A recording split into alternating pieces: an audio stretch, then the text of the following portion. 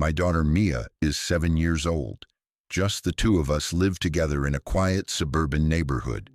Me, a single dad trying to give her the safest and happiest life I can. When we moved into our home last year, it felt perfect, clean, peaceful, surrounded by friendly neighbors. Or so I thought. There's a narrow alley that runs between our backyard and the property behind us. It's barely wide enough for a person to walk through, lined with overgrown shrubs and a wooden fence. Our neighbor on the other side of that fence. I never actually met them. The blinds were always closed, the backyard always empty. But it didn't take long before I started getting a bad feeling about that house. It began with small things. Late at night, I'd sometimes hear what sounded like soft footsteps pacing along the alleyway. At first, I figured it was a raccoon or a stray cat. But one night I stood by the back door with the lights off, just listening. The footsteps were slow, deliberate, human. A few days later, Mia came to me one evening after playing in the backyard. She asked, "Daddy, who lives in the house behind ours?" I told her I didn't know, and she said, "I think he watches me sometimes. I saw someone standing at the fence."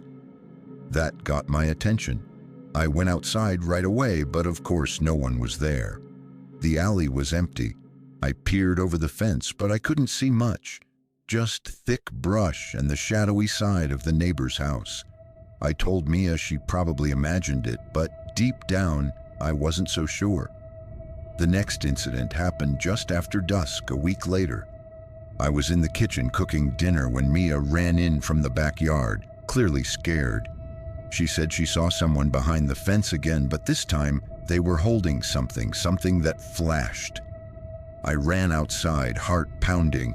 The alley was quiet, but as I stood there listening, I thought I saw movement at the corner of my eye, a shadow slipping away. That night, I installed a motion sensor light facing the alley. If anyone walked through, it would flood them with light.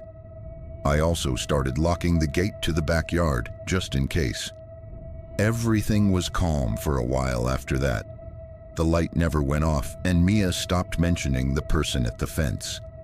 I almost convinced myself it had been a misunderstanding, until one night I woke up around 2 a.m. to the sound of something tapping on the glass.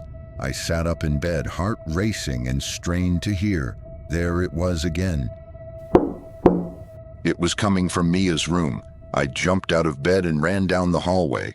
When I got to her room, she was already sitting up in bed, looking at the window with wide, terrified eyes.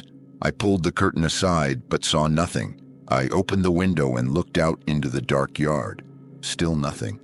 But when I checked the motion light, it had been triggered. Mia said the tapping had woken her up, and she saw someone standing on the other side of the glass.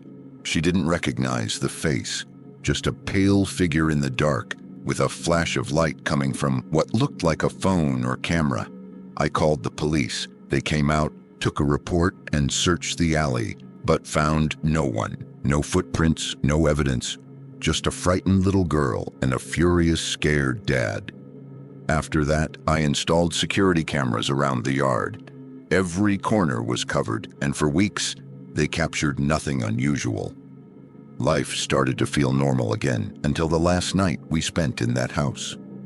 It was just past midnight. I was in the living room, half asleep on the couch with the TV on low, when I got a notification on my phone. Motion detected, backyard. I opened the app, and what I saw made my blood run cold. There was someone standing at Mia's window, completely still, wearing dark clothes, their face half covered, holding a phone or small device. And the worst part? They were looking directly at the camera, as if they knew exactly where it was. I raced outside with a flashlight and a baseball bat, yelling like a madman, but they were gone. Again, just vanished into the alley like a ghost. I checked the footage again and again, and every time I saw that face staring into the lens, it made my skin crawl. We left the house the very next morning. I didn't care about the lease, the deposit, or how inconvenient it was. I wasn't going to risk another night there, not with Mia. We've been in our new place for 3 months now. It's quieter, brighter, safer, but I still check the cameras every night before I go to bed. And sometimes, just sometimes, I think I hear tapping on the glass in my dreams.